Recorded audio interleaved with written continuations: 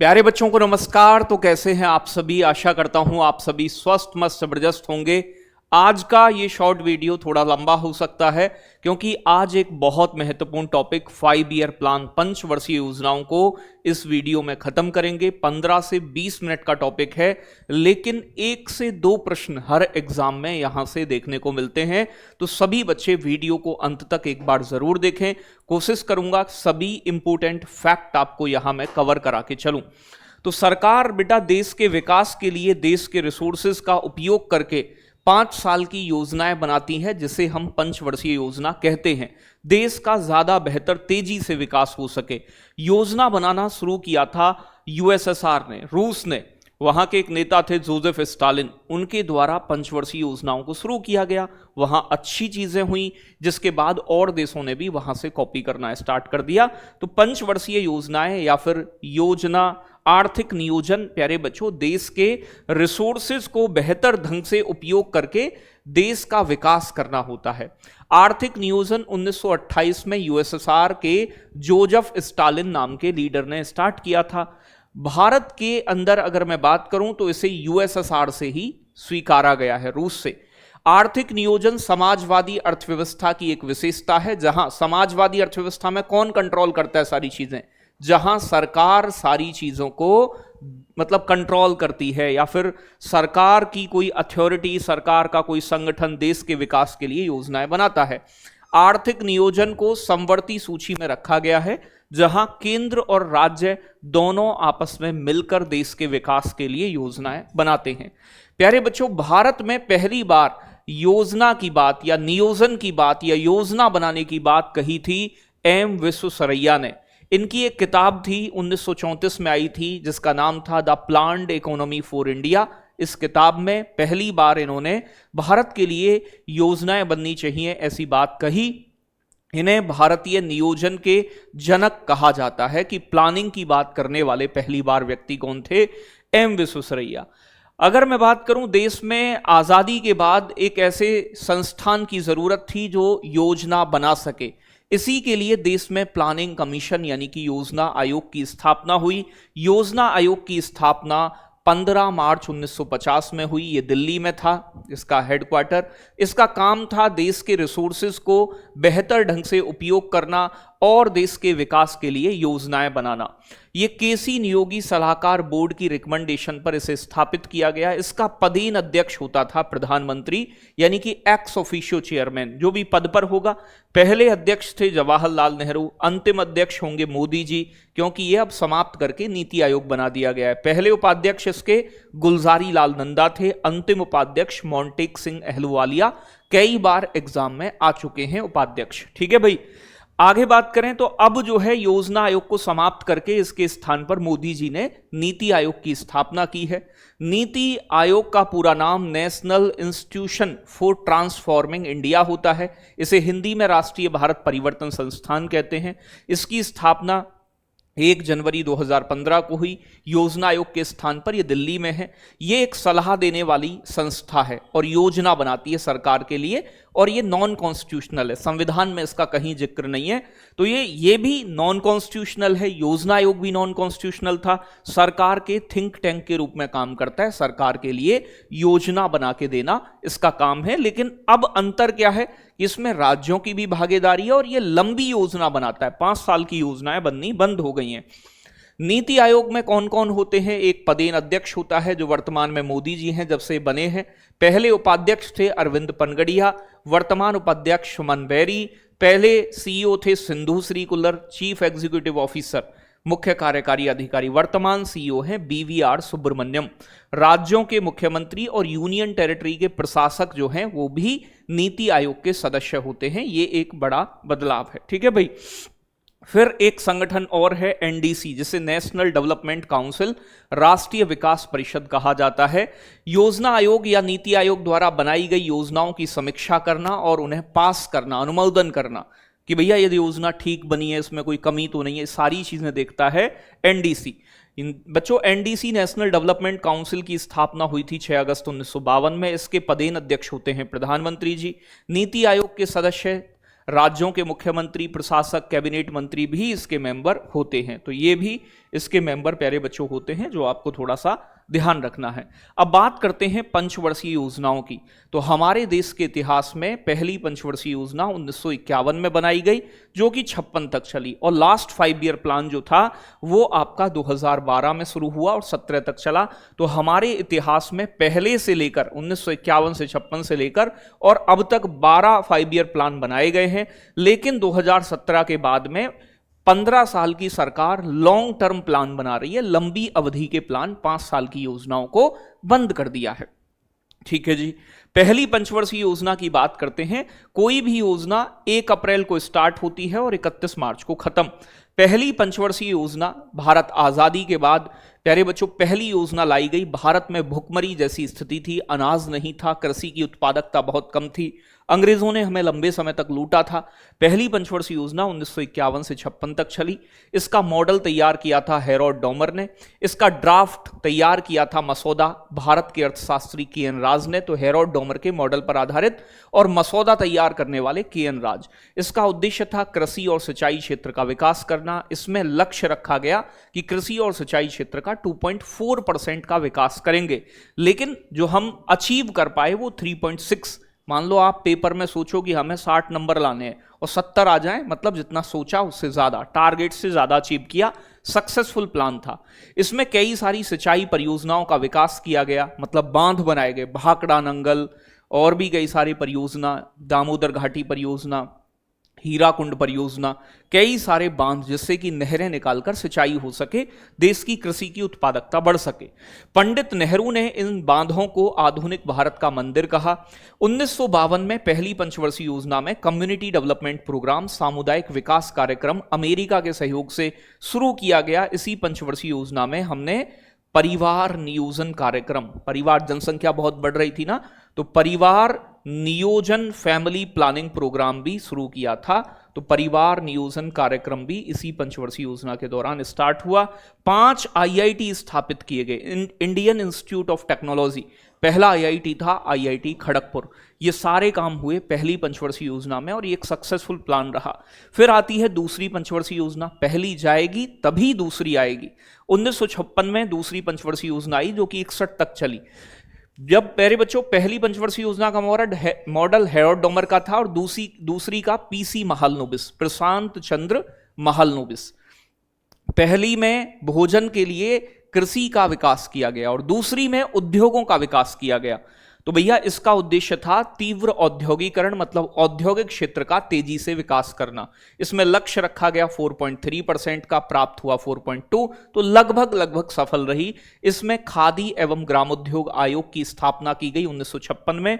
ठीक है जी। साथ के साथ इसके अंदर देखो स्टील प्लांट लगाए गए। स्टील जो होती है दूसरे उद्योगों के लिए एक कोर इंडस्ट्री होती है, मतलब स्टील से ही मशीनें बनती हैं, बाकी चीजें होती हैं, तो बड़ी महत्वपूर्ण था, स्टील प्लांट लगाना बहुत जरूरी था। तो प्यारे बच्चों 3 स्टील प्लांट लगे, भिलाई, दुर्गापुर, राउरकेला। भिलाई की स्थापना छत्तीसगढ़ में होती है रूस के सहयोग से। प्यारे बच्चों दुर्गापुर की स्थापना वेस्ट बंगाल में होती है ब्रिटेन के सहयोग से। और राउरकेला बना बेटा आपका उड़ीसा के अंदर, और ये बना था जर्मनी के सहयोग से। नेहरू जी 1956 में दूसरी औद्योगिक नीति भी लेकर आए और 1956 में दूसरी पंचवर्षीय योजना में हमने मिश्रित अर्थव्यवस्था को अपनाया था। मिश्रित अर्थव्यवस्था की नींव पहली औद्योगिक नीति में 1948 में रखी गई, लेकिन किस पंचवर्षीय योजना में मिश्रित अर्थव्यवस्था अपनाई गई, तो वो आपका जवाब होगा दूसरी। प्यारे बच्चों 2 अक्टूबर 1958 में नाफेड की स्थापना हुई। नाफेड का पूरा नाम national agriculture cooperative marketing federation of India limited है, राष्ट्रीय कृषि सहकारी विपणन परिसंघ। ये नाफेड भारत सरकार के कृषि मंत्रालय के तहत काम करने वाला संगठन है, जो कृषि के उत्पादों की मार्केटिंग के लिए जाना जाता है। ठीक है भाई। इसका मुख्यालय कहां है? दिल्ली के अंदर। यह है दूसरी जाएगी तो तीसरी आएगी। तीसरी पंचवर्षीय योजना 1961 में शुरू हुई और 66 तक 5 साल चली। इसका मॉडल सुखमय चक्रवर्ती और जॉन सैंडी द्वारा दिया गया।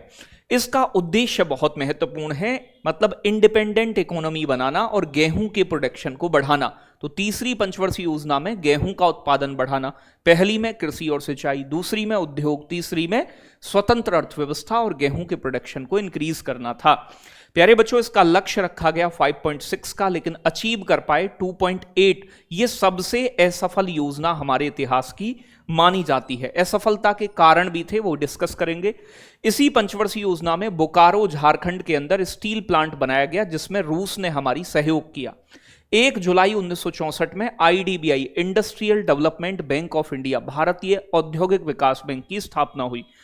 14 जनवरी 1965 में भारतीय खाद्य निगम FCI, food corporation of India की स्थापना की गई, जो किसानों से एमएसपी पर अनाज खरीद के स्टोर करता है, और जो ये अनाज स्टोर करता है उसे बफर स्टॉक कहते हैं। तो बफर स्टॉक का काम कौन करता है? एफसीआई। साथ के साथ 1 जनवरी 1965 में एपीसी यानी कि एग्रीकल्चर प्राइस कमीशन, कृषि कीमत आयोग की स्थापना की गई। बाद में इस एपीसी का नाम चेंज करके 1985 में सीएसीपी कर दिया। प्यारे बच्चों, इस सीएसीपी का काम होता है एमएसपी की सिफारिश करना। अब ये एमएसपी क्या है? एमएसपी है मिनिमम सपोर्ट प्राइस, न्यूनतम समर्थन मूल्य। तो किसान जब अपनी फसल बोता है तो सरकार 22 फसलों के लिए एक एमएसपी जारी करती है कि हम तुम्हारा इतने पैसे में अनाज खरीद लेंगे या फसल को खरीद लेंगे। ये एक मिनिमम रेट होता है। तो एमएसपी कितना होना चाहिए, इसकी सिफारिश सीएसीपी, कृषि लागत और मूल्य आयोग, the commission for agriculture cost and prices द्वारा की जाती है। एमएसपी घोषित करने का काम सीसीईए का होता है। प्यारे बच्चों, इसे कहा जाता है cabinet committee on economic affairs. तो एमएसपी की सिफारिश सीएसीपी करता है, एमएसपी डिक्लेयर सीसीईए करता है। ठीक है भाई। और इस सीसीईए कैबिनेट कमेटी का जो इकोनॉमिक अफेयर्स, आर्थिक मामलों की मंत्रिमंडलीय समिति, इसका अध्यक्ष पीएम होता है। एमएसपी 22 फसलों के लिए जारी होता है। और गन्ने की फसल के लिए एफआरपी। प्यारे बच्चों, गन्ने की कितना रेट रहेगा, इसकी सिफारिश सीएसीपी करता है, घोषित इसको भी सीसीईए करता है, लेकिन इसको एमएसपी जारी नहीं करते। गन्ने के लिए उचित एवं परिश्रमिक या उचित एवं लाभकारी मूल्य, जिसे फेयर एंड रिम्यूनरेटिव प्राइस कहा जाता है, ये जारी किया जाता है। आगे बात करेंगे। फिर ये तीसरी पंचवर्षीय योजना एक फेल योजना मानी जाती है हमारे इतिहास की। कारण है 1962 में चाइना के साथ भारत का युद्ध हुआ, इंडिया पाकिस्तान युद्ध 1965 वाला, और अकाल पड़ गया हमारे देश में 1965-66 में। देश में भुखमरी की कंडीशन बन गई फिर से। तो ये योजना तीसरी सबसे फेल योजना है। नेक्स्ट बात करते हैं, हरित क्रांति स्टार्ट हुई। जब तीसरी योजना फेल हो गई तो सरकार का उद्देश्य ये रहा कि अब योजना अवकाश लाएंगे, 3 साल तक एक साल की योजना बनाएंगे, 5 साल की योजना नहीं बनाएंगे। तो तीसरी पंचवर्षीय योजना के दौरान ही वैसे तो एक प्रोग्राम शुरू किया गया था, वैसे एज ए मतलब चेक करने के तौर पे, जैसे आईएडीपी बोलते हैं, the intensive agriculture district programme, यानी कि गहन कृषि जिला कार्यक्रम 1960 में। ये प्रोग्राम 7 जिलों को चुना गया और 7 जिलों में जो नए बीज थे, जो नॉर्मन बोरलॉग ने डेवलप किए थे, HYV सीड्स, उनको उपयोग के तौर पे, कहते हैं ना कि पहले इस्तेमाल करें फिर विश्वास करें कि ये बीज अच्छा काम करते हैं नहीं करते हैं। तो आईएडीबी प्रोग्राम, हरित क्रांति जो स्टार्ट हुई बाद में, जब इन 7 जिलों में अच्छा उत्पादन हुआ तो हमने 1966-67 में पूरे देश में ऑफिशियली हरित क्रांति को शुरू किया। हरित क्रांति से चावल और गेहूं के उत्पादन में वृद्धि हुई और HYV सीड्स का इस्तेमाल किया गया, जिन्हें high yielding variety of seeds कहा जाता है। नॉर्मन बोरलॉग को 1970 में शांति का नोबेल पुरस्कार मिला इन बीजों के विकास के लिए, और इन्हें विश्व में हरित क्रांति के जनक कहते हैं। MS स्वामीनाथन को भारत में हरित क्रांति का जनक कहा जाता है और इन्हें 2024 का भारत रत्न अवार्ड भी दिया गया है। 1966 से 69 तक, 1969 तक भारत सरकार ने कोई भी योजना नहीं बनाई तीसरी पंचवर्षीय योजना के बाद, क्योंकि सरकार की स्थिति खराब थी। तो भैया इस समय क्या हुआ, योजना अवकाश। तो योजना अवकाश पहला वाला कब आया था? ये फर्स्ट प्लान हॉलीडे था, ये 3rd 5 ईयर प्लान के बाद आया था। ठीक है जी। तो ये 3 साल कट गए, तो फिर सरकार ने 1969 में प्यारे बच्चों चौथी पंचवर्षीय योजना लॉन्च की और 1969 से लेकर 74 तक चली। इसका मॉडल तैयार किया था, अशोक रुद्र मेनन मॉडल पर आधारित थी। इसका उद्देश्य था स्थिर होकर विकास करना और आत्मनिर्भर बनना। तो बच्चों development with stability and self reliance, मतलब आराम आराम से, क्योंकि हम फेल हो चुके हैं एक योजना में। इसमें गॉडगिल फॉर्मूले का इस्तेमाल हुआ था। तो किस पंचवर्षीय योजना में गॉडगिल फॉर्मूला यूज हुआ? तो याद रखिएगा, 4th 5 ईयर प्लान में। गॉडगिल फॉर्मूला एक ऐसा फॉर्मूला था जो भारत में राज्यों को सेंटर गवर्नमेंट से सहायता देने के लिए बनाया गया था। तो किस आधार पर राज्यों को केंद्र सरकार मदद करेगी, ठीक है जी। साथ के साथ इसमें इसरो की स्थापना हुई 1969 में। 1969 में 14 बैंकों का राष्ट्रीयकरण किया इंदिरा गांधी ने, और 1971 में फिर दोबारा से भारत पाकिस्तान युद्ध हो जाता है, ठीक है भाई। तो ये वाले काम हुए इसमें। फिर आई 5वीं पंचवर्षीय योजना, ये सबसे इंपोर्टेंट मानी जाती है। 5th 5 ईयर प्लान के समय इंदिरा गांधी थी 1974 से 78 तक। ये केवल 4 साल चल पाई। क्यों? क्योंकि 1977 में इलेक्शन हुए, 1975 में इंदिरा गांधी इसी में आपातकाल लगा देती हैं। इसका मॉडल तैयार किया था डीपी धर ने। इसमें लक्ष्य रखा गया 4.4 का, प्राप्त किया 4.1, तो सक्सेसफुल प्लान था। इसका उद्देश्य बहुत महत्वपूर्ण है, गरीबी उन्मूलन और आत्मनिर्भरता। 1974 में प्यारे बच्चों इसी योजना के समय मिनिमम नीड प्रोग्राम शुरू किया, न्यूनतम आवश्यकता, गरीबी को हटाने का नारा भी इसी में दिया गया था। 1975 में इंदिरा गांधी ने 20 सूत्री कार्यक्रम 20 पॉइंट प्रोग्राम लॉन्च किया, जिसका उद्देश्य गरीबी उन्मूलन था। 1975 में क्षेत्रीय ग्रामीण बैंक, रीजनल रूरल बैंक स्थापित किए गए, और इसी योजना के दौरान गरीबी हटाओ का नारा भी दिया गया। 25 जून 1975 से लेकर 21 मार्च 1977 तक राष्ट्रीय आपातकाल इंदिरा गांधी ने आंतरिक गड़बड़ी के आधार पर लगा दिया। इस समय प्रधानमंत्री इंदिरा गांधी थी और राष्ट्रपति थे फखरुद्दीन अली अहमद, यानी कि दुनिया भर के नेताओं को जेल में डाला गया। इस समय क्या हुआ? 1977 में जब आपातकाल खत्म हुआ तो प्यारे बच्चों चुनाव हुए, और पहली बार गैर कांग्रेसी प्रधानमंत्री बने मोरारजी देसाई, और इन्होंने ये योजना 1 साल पहले ही समाप्त कर दी थी, ठीक है भाई। तो इसीलिए केवल 4 वर्ष तक चलने वाली योजना 5वीं है। फिर 1978 में ये अनवरत योजना लेकर आए, रोलिंग प्लान। कौन? मोरारजी देसाई की पार्टी। तो आफ्टर 5th 5 ईयर प्लान 1978 से लेकर 80 के बीच 2 साल तक की योजना चल पाई, क्योंकि मोरारजी देसाई के बाद फिर चौधरी चरण सिंह प्रधानमंत्री बनते हैं कुछ समय के लिए। फिर 1980 में फिर इलेक्शन होते हैं और इंदिरा गांधी फिर से चुनकर आती हैं। तो 1980 में जब इंदिरा गांधी फिर से आई तो उन्होंने इस रोलिंग प्लान को खत्म कर दिया। रोलिंग प्लान का जो मॉडल है वो गुन्नार मेडल ने दिया था। इनकी एक किताब थी गुन्नार मेडल की, द एशियन ड्रामा, इसके अंदर इन्होंने इसे पब्लिश किया।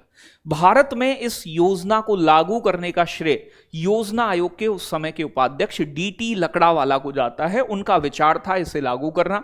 1980 में फिर से इलेक्शन हुए, पीएम बनी इंदिरा गांधी। इंदिरा गांधी ने, क्योंकि तुमने हमारी खत्म करी, हम तुम्हारी। रोलिंग प्लान 2 साल ही चल पाया, 1978 से 80। 6 5 ईयर प्लान इंदिरा गांधी फिर से लॉन्च कर देती है। ये 1980 से 85 तक चला। इसका उद्देश्य तीव्र औद्योगिकरण, तेजी से उद्योगों को बढ़ाना, गरीबी उन्मूलन, तकनीकी आत्मनिर्भर, टेक्नोलॉजी में आत्मनिर्भर बने हम। प्यारे बच्चों, यहां 1984 में ऑपरेशन ब्लू स्टार चलाया गया। आप जानते हैं पंजाब में दंगे हुए और इंदिरा गांधी के 2 अंगरक्षकों द्वारा इंदिरा गांधी की 1984 में हत्या कर दी जाती है। यहीं पर इसी पंचवर्षीय योजना में 1980 में इंदिरा गांधी ने 6 बैंकों का राष्ट्रीयकरण किया दोबारा से। 1982 में नाबार्ड की स्थापना हुई, national bank for agriculture and rural development. 1982 में इंपोर्ट एक्सपोर्ट बैंक यानी कि एग्जिम बैंक बनाया गया। यहां 1979 में ट्राइसेम योजना आई थी। प्यारे बच्चों, कौन सी योजना आई थी? ट्राइसेम स्कीम आई थी। तो प्यारे बच्चों, ट्राइसेम योजना 1979 में आई, लेकिन ये लागू बाद में हुई थी, ठीक है। तो यहां पर लिख लेना, हालांकि ये आपकी पिछली पंचवर्षीय योजना की हो जाएगी, लेकिन एग्जाम में पूछता है तो ये ध्यान रखिएगा। इसका पूरा नाम था ट्राइसेम का, training rural youth for self employment, स्वरोजगार के लिए ग्रामीण युवाओं को प्रशिक्षण देना। जो लोग बीपीएल में आते हैं, बिलो द पॉवर्टी लाइन, जिनकी एज 18 से 35 के बीच है, उन्हें ट्रेनिंग देना था कि वो अपना सेल्फ एम्प्लॉयमेंट जनरेट कर पाएं। ये योजना प्यारे बच्चों केंद्र प्रायोजित थी। इसे 15 अगस्त 1979 को शुरू किया गया था।